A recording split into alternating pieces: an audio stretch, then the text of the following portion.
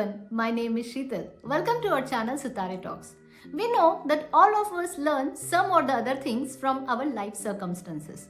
Today we have Sabine, who is a female supply chain leader with us, sharing her life circumstances and career journey through this podcast. Ever wondered how a career of female supply chain leader look like? Then probably this episode is for you. Check it out. Welcome to our channel Sitaretalks, and it's nice to have you with us on the show. Thank you, Sheetal. I'm really happy to be here in your show. Yeah, thanks. So it's cool that we are doing this podcast, but it's even more cooler that you just taught me some of the greatest life lessons. I remember in Feb when I reached out to you for having this podcast, I was really concerned that how I should make this podcast to the next level. Of course, I did not ask this question directly, but it was on the top of my head. I was very much eager to know about your career journey, and I clearly remember that how nicely you were speaking, being a 3-year-old kid who was just trying to learn the skiing, eventually become a skiing instructor at 30. It's your journey, right? So on the similar lines, would you like to share some of your early influencing experiences that has helped you to grasp the leadership lessons and you eventually became a leader at multinational companies? For sure. And I think also the thing we had, so I'm challenging you and helping you the next step. I was always lucky in my career and also before, already as a child, as you just explained, I always had people who believed in me and always supported me, but also let me the freedom to find my way. So being with the thing, I mean, for sure with a 3-year-old kid, I didn't have the chance to say no for skiing, but I really loved it. And then I got a little bit into the steps of my father, being a skiing instructor, and also took over very soon with the age of 16, like the lead for the whole team of skiing instructors. And then I saw like, I'm really good in it. And the people trust me, the people follow me, being like the young kids who are learning skiing or also being my teammates who like be led by me. And this was something which helped me then also in my professional career. Yeah, so I think that's the answer. You really don't have to think about the outcome, but you just have to take the incremental steps. And what I understood in the conversation so far that years ago, you were not really knowing that you were grasping those leadership skills at that point of time, but you just started building it at 3-year-old, being a kid, and then eventually became a skiing instructor, right? Yes, right. And there also have been other steps in my life where then now looking backwards, I see like I learned a lot of things I haven't really intended to learn, or I didn't even know at that point of time. It helps me. But I think by now I can understand people better because I worked with a lot of different people with a lot of different backgrounds in a lot of different positions. And this is all things which help yourself or which have myself to grow me as a leader as I'm at the moment. Yeah, that's quite interesting. And I remember that you have been also mentioning about working in the dynamic environment. So you mentioned that you have been working from bakeries to hotels, and as you rightly mentioned that is really helping you to understand people, which is one of the important skills. So how did it contributed to your existing role, I would say, when you look back 25 years or 30 years when it has started, and how it has helped you to resolve the conflict resolution at some point of time? Yeah, I think this also helped me because I really learned working and earning money quite early, not because I needed to do, but rather I liked to do. And when other people like on Sundays were going to the swimming pool, I was like working in the bakery, which is hard on the one side, but so I valued money and what I'm getting for it. So I was always free also to get the stuff I wanted because I earned my own money. But also having there different people, and a lot of women worked there, and I saw that they didn't have a chance. I mean, they made that as their life income because they took bad decisions or whatever reasons. There were different reasons, but I always saw like, okay, that's not what I want. I want to be more in the future. I want to be able to have my own income, to solve my own life and not be dependent on somebody.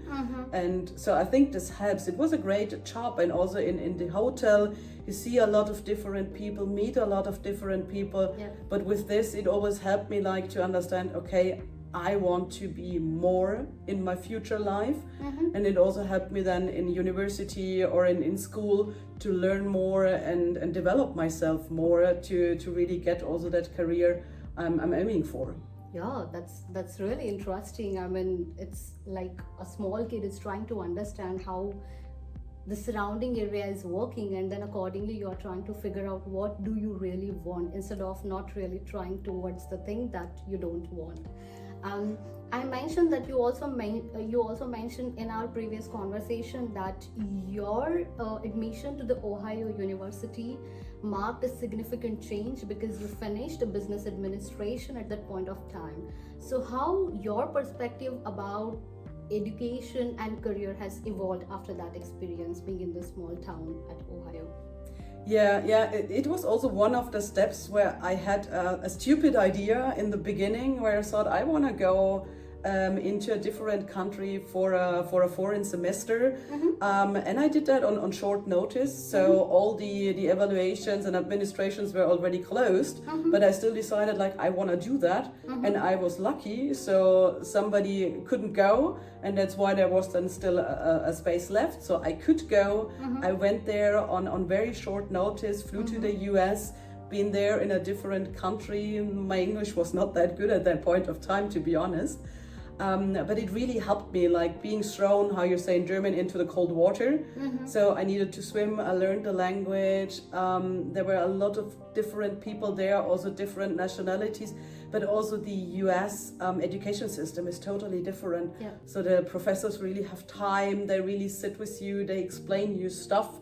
And at the end, where I'm really proud of, I was the best student in that semester on the whole university in like business administration. So which was also one sign again for me to say, okay, if I want something, you just need to be there and bother the people, and then it also works out, not just give up in the first glance when somebody says, no, sorry, the administration is closed. But try to find a way, and then you can make it happen. Yeah, that's one of the important leadership skills to make the way when there is no way for the team. Yeah. So how difficult it was at that point of time to choose a supply chain career despite being a lucrative option in the market at that point of time when you were graduating? This wasn't that easy. So when I graduated after my bachelor's degree, there were not many jobs, and a lot of my fellow students, they took like assistant jobs or things, whatever. And then I thought, okay, no, that's not for me. And at that point of time, I already realized logistics is what I want to do. I didn't know that IT will be in there, but at least supply chain. This I already found out. And then I said, okay, then let's do a master's degree. Go to a bigger university in Karlsruhe. That's a name in Germany. So I didn't know at that point of time that it really opens doors. So it was more on coincidence, you could say. So I went to Karlsruhe for my master's degree in industrial economics, so also giving a little bit the technical part of it. And I think it really, really helped. So also here for the people I got to know, but also from coming a smaller university, now going to a bigger one, and really understand how they work there and get the knowledge of the professors. So this was a very, very important step on the one side. On the other side, it was more or less a coincidence that I decided to do so. Yeah, I mean, that sounds pretty interesting. I mean, sometimes you'll just figure out your passion after having interaction with people that are surrounded by you, and you know, this is what something I would like to do. But on that note, I would like to ask you, and this is something personally I have been seeing in my career a lot as a female, growing as a leader in the supply chain, male-dominated sector, how difficult it was for you. Did you face any kind of challenges? And if yes, how did you navigate it through it? Yeah, there were different challenges, and they still are, because male are just different than women. I think the good thing is, like when I was younger, there was not that much focus on the difference between men and women in the professional life, also if it was there. And also, to be honest, I'm not that girlish women, so I mean, I guess also this helped. So sometimes it was just like things where I said, okay, then let's go out for a beer and let's have a talk or whatever. So which also made then more my path into the man world, and also not just like being, okay, I don't like that you talk about that stuff, so leave more the men also the freedom, and then they also accept me. And I also found out, so that's the second thing, when I grew my knowledge and my experience, this really helped. So in the beginning, as being just like 24 years old, coming from a bachelor degree in business administration, there was really that they didn't trust me. But then having the KIT master's degree, also with a technical major, I focused on IT. So it also helps, like when you develop your own language, so they understand, okay, she has a clue on what she's talking about. So I think this helps a lot. And not always just reducing to, okay, I'm a woman, I'm not good enough, but rather being there bold and saying, okay, guys, I'm as good as you, and you need to show me now why you are better than me. So I think that's like, just make sure you're not like let yourself treat as some women do, and then point out, but that's not good or whatever. So make sure that we are all equal. I think this is one of the greatest life lessons I heard from every women leader, that be firm, be bold, and say whatever you want to with the knowledge that you have, so that people has to believe on you. That's really great. Okay, your transition from a consultant to the managing director at Accenture is phenomenal. I would like to ask you, because I have also spent some of my early years in the consulting world, and I know how competitive industry it is, and of course you need to keep on changing your domain, your knowledge from industry to industry, as and when you will be moving from one particular project to the other. So what kind of challenges did you face at that point of time, and how did you manage to grow in the consulting world from a consultant to the managing director position? I mean, there have been a lot of challenges, starting with the move when I just started, like more or less 2 years later, there was the S/4HANA announced. So I was happy, I understood now SAP R3, and then they come with a totally new solution and nobody knew. So I could have also said, okay, let's stick with the old technology, it will still stay there for some time. And I mean, if we look now, it is still there, so would have been an idea. But I thought, okay, let's hop on it. It's a new innovation thing. And I think it helps to be open-minded. So that's what I always did. If there was something new, I tried to be there and say, hey, can I help here? Can I support there? Can I be included? Can I get a project with that new technology? So that's why I was one of the first consultants in Accenture who did an S4 project. I was one of the first who did an SAP HANA Cloud Platform implementation, which is the business technology platform by now. And a lot of people think it only exists in last year. So, and I have done it like, I think it's now 9 years ago, more or less, when it just came out. So I think that's the curiosity I always have. And it really helped me a lot to be eager to learn. And also, I always thought like approaching people. As I also said to you, you can ask everybody. The only thing is, they can say no, and if you would not have asked them, so it's the same thing, the same outcome. So why are not asking people for help, support, or for future steps? And I think I was also lucky here, to be honest. I had a lot of great leaders who helped me, who supported me, who believed in me. And I always thought after the promotion to manager, I'm done now. That's what I wanted. And then somebody said, yeah, okay, how you prepare for senior manager? I said, okay, why should I prepare now for senior manager? I'm happy where I am, so that's what I wanted to achieve. And I said, yeah, okay, maybe you're right. Let's try that. So, and 1.5 years later, I was senior manager. And then there was again the question, so like, how do you prepare now for managing director? I said, okay, no, never. There is so many great leaders there who are still senior managers. I'm sure it will take a while till I'm ready and until I'm the next one. And also there, I got a great project I asked for, I made it successful, I prepared for it, and also 1.5 years later, I was managing director. So I think it's a combination of being bold again, asking for it, and also having people who are there supporting and paving the way. And that's also the reason why I like it so much at the moment now, having a team and do the same for them. I think now it's the point of time where I'm the one supporting, finding the right people, putting them on the right spot, engaging them and encouraging them so that they can do more than they are doing at the moment. Yeah. And I think this is something I would really, really love to learn from you, that be bold, ask to people. At worst they can say no, but at least you will get some direction if they will say yes, and then from there you can start building the next steps of your journey. So that is something lesson learned for me. Okay, so now you're a successful leader at Knauf. Building, hiring and growing team is the most important, I would say, KPI from an organizational standpoint, or maybe your job in a layman's standpoint. How would you like to evaluate a candidate, or let me put it in this way, what is your leadership strategy now to build your team? I think there is two strategies. So the one is, I always like to have people in the team who really have the technical knowledge. That's why I'm also hiring project leaders who have the capability skills for that part they are working for. So I don't want that just managing and not having a clue what the rest is doing. I think that's important.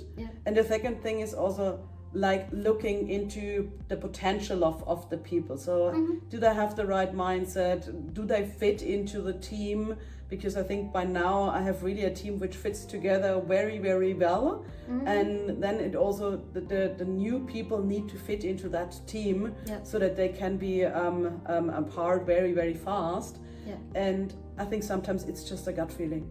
So you interview somebody and sometimes after 2 minutes you are like in discussions and you more go far away from what you wanted to ask because it's just so interesting and so nice personalities, and you really see that people and you love to work with them. So I would never hire somebody where I think like, I don't want to work with them.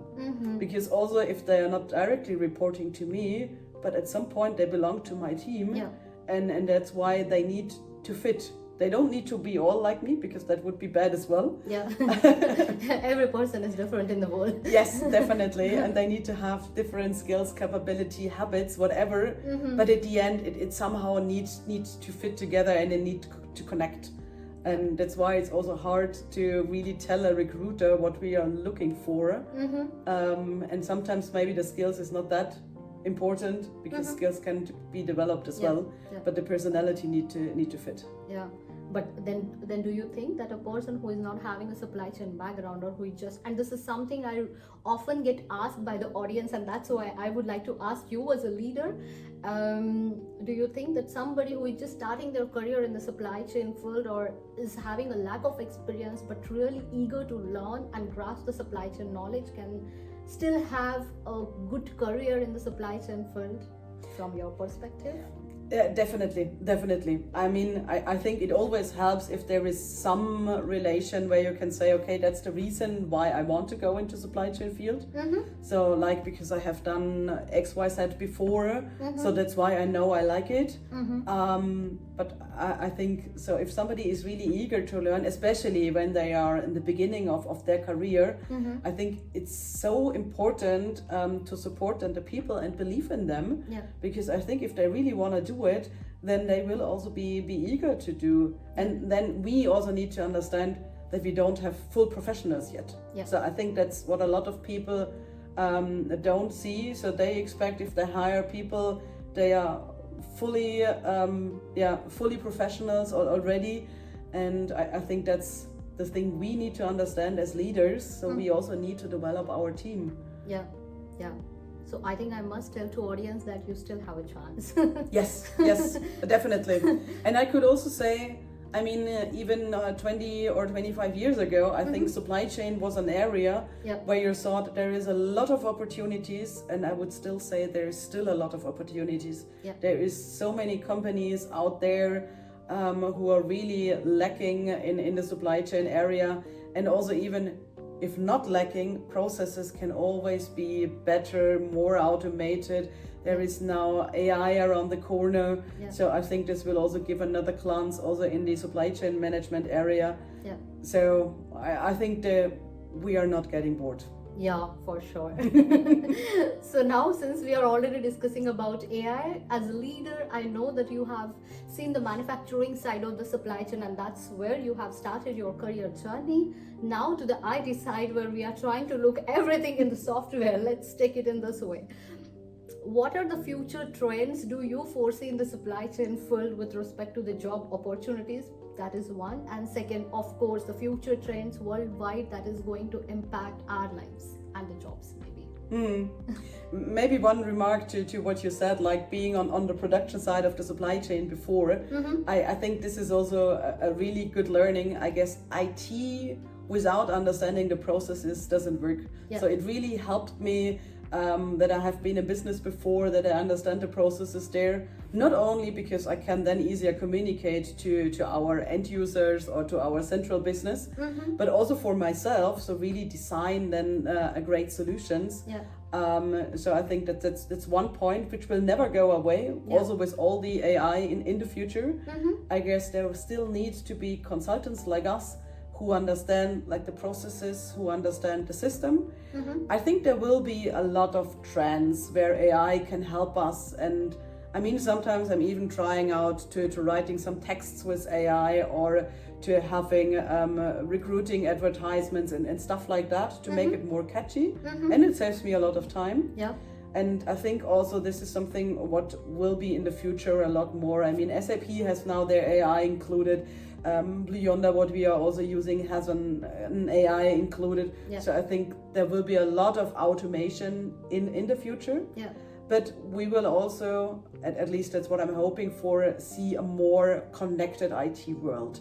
So I think in the past there have been a lot of separated silo systems, which also came because of silo departments in the most of the organizations.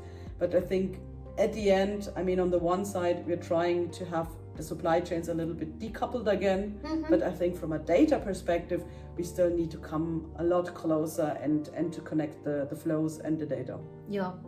But do you think that AI is basically coming on the table when we have had the COVID situation, where the importance of the supply chain across the organization or the world is being realized is really helping at this point of time? Because I think before COVID, what I see as a supply chain professional, supply chain world was there, but it was not gaining that much attention the way it is gaining at the moment, because I think the business and the revenue across the world of all the organizations and industries have been heavily impacted due to the COVID situation or a war. So do you think that AI will definitely help us to bring in the more transparency when it comes to the supply chain network or the job opportunities that people will have, or it will go in a negative direction? For example, in terms of job losses? No, I don't really see that there will be big job losses. So I really see, and as you said, I mean, the problems have been before there with the supply chains, but Corona made them visible and made them visible to the whole world, and also to normal people who don't work in supply chain. I'm not sure how much and how fast AI can fix that, but at the end, I think, and there is now a lot of tools out there already, if you have like your processes right, if you have your data right, if you have your normal tools right. So I think that you still need a transportation management system, you still need some collaboration platforms.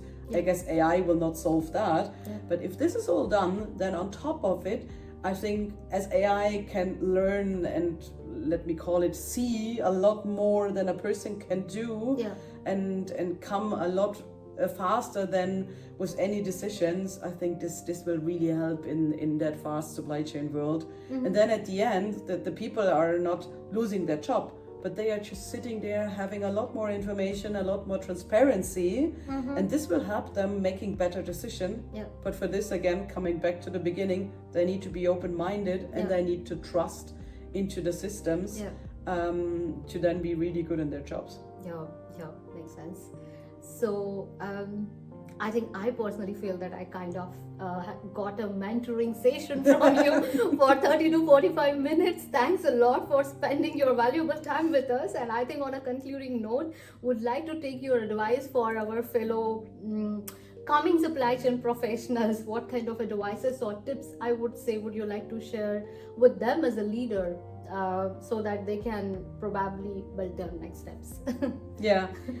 I think the most important, I would recommend everybody either to go into a consultant career, or if you find any possibilities, really look into as much companies as possible. I mean, doesn't mean that you should change your job like every half year. That's not what I'm saying. But there is also some networks out there which organize trips to companies or whatever. So there is a lot of chances. What I also did in my student life, I was in a network and they had like once a month we're visiting different plants, different companies, and it really helps like understanding what is going on there in the logistics world, because supply chain is still a physical business. It's nothing what I can find in my computer. So I really need to go there, look at it, and look how the flows are, where the goods are flowing, and I think this really helps. So and if people only like to work remote and not going out of their office, then I guess supply chain career is probably not the right one. Yeah, I totally agree with you. I think I have also started recollecting my memories with the manufacturing a job, and I think that has really helped me a lot throughout my career to connect the dots in terms of the processes and to learn the IT side of things. So that is something I would also definitely support you on this point, that they should really go and see how things are looking so that they can basically build their career from the start once they are graduated from the college. But I think it's really an informative conversation with you, Sabine. Thanks a lot. I think I have been visualizing you to have this podcast with you from past couple of months, as you're already aware. So thanks a lot for spending this valuable time with us after your busy day in the evening hours, and looking forward to have more mentoring sessions from you in future. Sure, for sure, we can do this. Also without a podcast. Thanks a lot for that. Thank you very much for inviting me. Thank you. Have a nice evening.